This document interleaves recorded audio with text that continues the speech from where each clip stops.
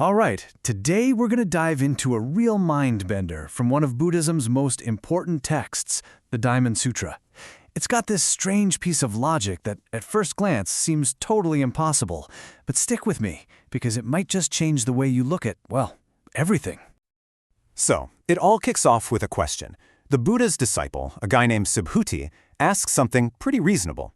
He says, "Hey, what should we call this teaching you're giving us? How are we supposed to remember it?" You'd expect a straightforward answer, right? Well, what he gets is anything but. And there it is. The Buddha says, sure, let's call it the perfection of wisdom. But then, in the very same breath, he says it's not the perfection of wisdom. The logic here is basically A is not A, and that's why we call it A. I mean, that just sounds like a straight-up contradiction, a logical impossibility. So this is our big question, isn't it? How can something be itself and not be itself at the exact same time? It really sounds like nonsense, but believe it or not, this is the very key to a super profound insight about how reality works. So let's crack this thing open. Okay, so the key to solving this whole riddle is this really unique kind of logic that pops up over and over again in the Diamond Sutra. It's a way of thinking that's specifically designed to kind of break our normal, everyday mental habits. A scholar named D.T. Suzuki actually gave it a name, Jukbi Sasing, which we can basically translate as is not logic. The whole idea is to get us to make a separation between the temporary name or label we slap on something and what that thing's true, underlying essence actually is. So the big idea here is that the word cup isn't the cup itself. It's just a useful label, right? A sound we make. But the actual reality of the cup, the clay, the heat it was fired with, the space it holds, the person who made it, that reality is way deeper and more complex than the simple little word cup. This is not logic forces us to look past the label and see the real deal. Now, I know this might still feel a little abstract, so let's see how the Buddha actually uses this logic. He doesn't just state the rule, he shows us how it works, with 3 absolutely brilliant examples to help his disciple, and us, really get it. All right, first up, he starts with something super small and incredibly numerous, dust.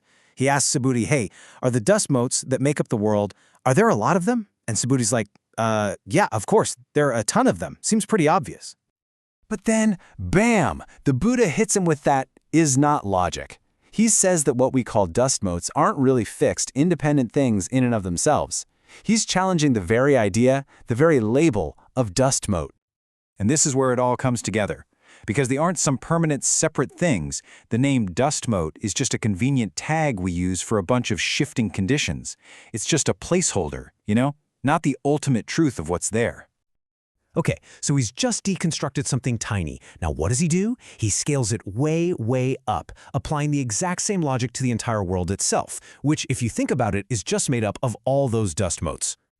See the pattern here? It's the exact same formula. Our idea of the world is this huge mental concept, but it's not one single solid object. It's a constantly changing process. And because it's not that fixed thing our brains imagine it to be, we just use the temporary name world to talk about it. Okay, this next one is maybe the most personal example of all. Back in the day, they believed a great being like a Buddha would have 32 specific physical features. So the Buddha asks Subhuti, can you recognize the real me, the true Buddha, just by looking at my body, at these 32 marks? And Subhuti gets it. He says no, because he's using the same logic. He understands that even the Buddha's own body, his physical form, is just a temporary thing, an appearance. It's not his true, enlightened nature. Those 32 characteristics are just labels for a form, not the essence of what it means to be a Buddha. Okay, so we get what this logic is. But so what? Why does this even matter? Well, this is where the Diamond Sutra makes a claim that is just absolutely staggering. It's about how valuable understanding this one little idea really is. So get this, the sutra lays out this wild hypothetical choice. On one hand, in Act A, you could sacrifice your own life. Not just once, but over and over again, as many times as there are grains of sand in the Ganges River, an unimaginable sacrifice. And on the other hand, Act B, you could simply understand this is not logic and explain it to someone else. And the answer is just, it's shocking.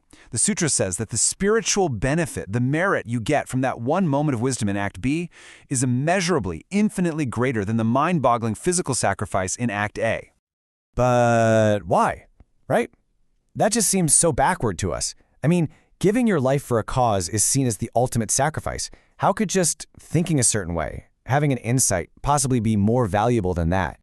Well, here's the thinking. Sacrificing your life, as noble as it is still an action that happens within the world of forms and fixed ideas, the world of labels. So its benefit is ultimately temporary. But getting this is not logic isn't just an action. It's a total breakthrough. It's called formless wisdom. It liberates your mind from being attached to all those labels and fixed ideas, which is the root cause of all our suffering. And that kind of freedom, that liberation, is considered more precious than life itself. All right, to really bring this whole thing down to earth, let's use a super simple modern analogy that comes from the commentary on this text. It makes this ancient philosophy totally clear. Just think about this simple phrase for a second. We say it all the time, right? The sky is blue. We say it like blueness is some permanent built-in feature of the sky. But is it really? I mean, of course it's not always blue. We just call it blue when certain things are true.